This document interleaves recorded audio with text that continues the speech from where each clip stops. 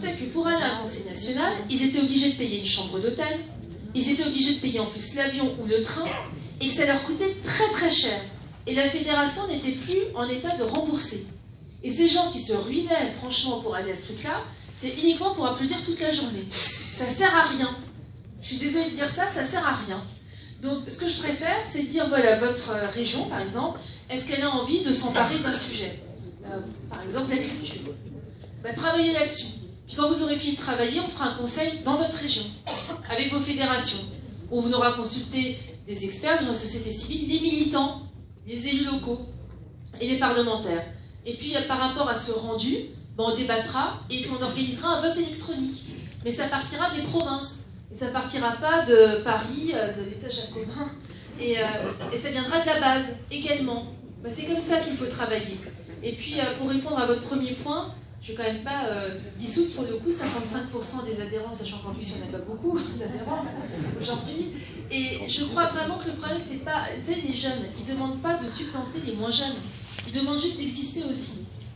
Et c'est pour ça que j'insiste beaucoup sur la méritocratie. La méritocratie, c'est l'inverse des quotas.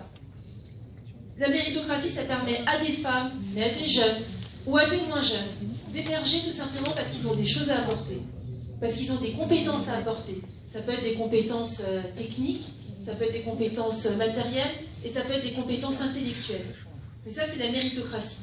Alors que si on fait des quotas, on va arriver dans de la discrimination, et en plus, vous allez encore retrouver des copains.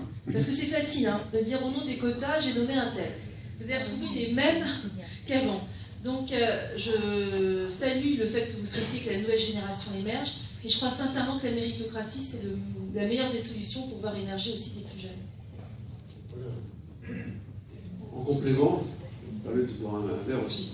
Donc, je vais juste dire que sur le Conseil national, j'ai vécu ça, j'ai fait un Conseil national dans ma vie, et Cannes, c'est comme Pau, hein. C'est-à-dire qu'on prend l'avion, on y va, qu'on soit élu ou pas, on paye son billet d'avion, on paye son hôtel, et effectivement, on fait la claque, on est un peu de la chair à métier.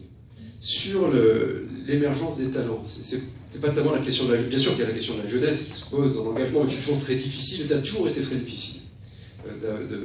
Notamment, même à l'époque du RPR, même si c'était un peu plus tonique que maintenant, d'avoir de la jeunesse. Ce qu'il faut, c'est se doter d'un centre de détection de talent. C'est-à-dire que n'importe quel club de foot, dans n'importe quelle villa ou n'importe quelle ville est capable de le faire. J'utilise cette expression extrêmement simple, mais il faut que l'on détecte des talents. Quand on le fait au plan local, quand on constitue une équipe, on essaie de trouver des complémentarités de tous âges. Il y a des talents de toute génération. Mais le plus important, c'est d'arriver à régénérer l'organisation en faisant émerger des personnalités différentes. Et ce qui me frappe dans l'évolution partisane de ces dernières années, ces 15 dernières années notamment, c'est de voir à quel point c'est monolithique et à quel point c'est devenu un syndicat d'avantages acquis électoraux, si vous voulez. Donc, où vous touchez juste, c'est sur cette nécessité, c'est bien plus profond qu'un simple changement générationnel. Ça, à un moment donné, ça se fait par vague et c'est pas forcément positif. C'est de réellement avoir la capacité de faire émerger des personnalités dites de la société civile, on est tous issus de la société civile de toute façon, et de faire émerger des personnes motivées et compétentes et qui s'engagent dans la vie publique pour des bonnes raisons, pas pour de mauvaises raisons.